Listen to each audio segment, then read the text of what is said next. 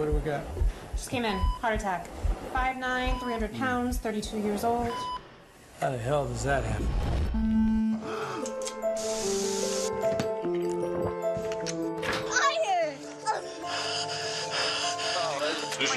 Can I get a, Well, in the past week, this controversial video went viral, leading to a conversation about obesity and where it really starts. Now, a lot of people are saying that this video is blaming parents for the fact their kids are overweight. So we wanted to learn more about this, and we brought in a doctor, Dr. Marc Michalsky, a pediatrician from Nationwide Children's Hospital, and is going to sort through everything for us today. What was your reaction when you saw that video? Thank you, and it's a pleasure to be here.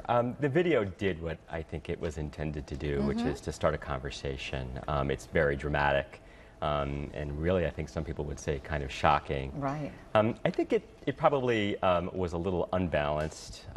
It seemed a little heavy-handed to me in terms of, connecting parental blame to the onset and progression of childhood obesity. Which is certainly part of the problem, but it's a multifactorial issue. Well, what do you think the percentage of that blame is then? Nobody knows.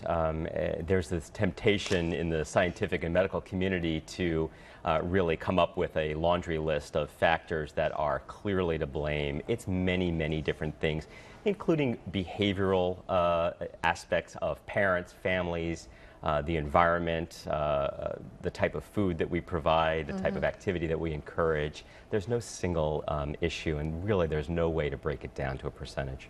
Well, talk about the long-term effects, though. Right. I mean, obesity can lead to lifelong problems. Yeah, I mean, really, you've hit the nail on the head with obesity. It used to be in the past that we just thought that obese or overweight kids were just that, obese or overweight kids, and that ultimately they would outgrow the situation. And it turns out that it really is just the opposite.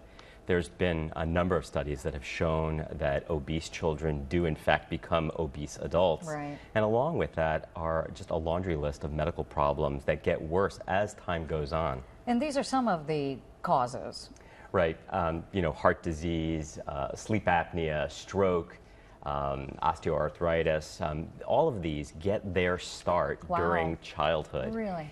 Yeah, and again, if nothing is done to reverse the trend, you're talking about a population that can look forward to increased severity of the types of illnesses that they start in childhood.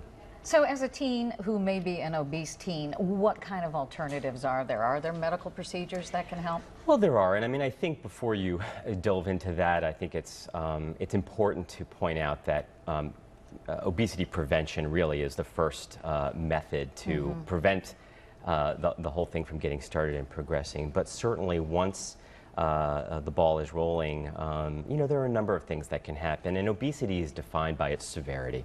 So, there are people, children, adolescents that are 10, 20, 30 pounds overweight, and typically that type of obesity can be treated with behavior modification, common sense diet, physical activity. Once you get beyond that into the level of obesity that's considered severe, and typically that means someone who's 100 pounds over their ideal body weight. Then you start looking at methodologies that have typically been used in the adult world, such as bariatric surgery, and there are a number of procedures that we perform here at Nationwide Children's to combat that level of obesity. So they don't have to be an adult to have a bariatric surgery? No, not at all. There's been an interesting trend in the last 10 years or so where the traditional age group, which is an individual in their 40s or 50s coming in for that type of operation, now we offer those operations to teenagers as young as 13 or 14 years of age with very, very significant benefits. So see a pediatrician if you're concerned that your child may be teetering on obesity. I think it's important for any pediatrician, any caregiver, or any parent to reach out for information if they're not sure what to do or not sure what the level of risk is that their particular child is facing. Thank you. Thanks. Appreciate you bringing that message today. Wow. Important stuff. Get them started off right. Well, Cameron Fontana is sliding right through this Friday morning. He has been in Obets all morning, and we're checking back in with him live at the big Zucchini Fest. He's still carrying that zucchini around. He likes it.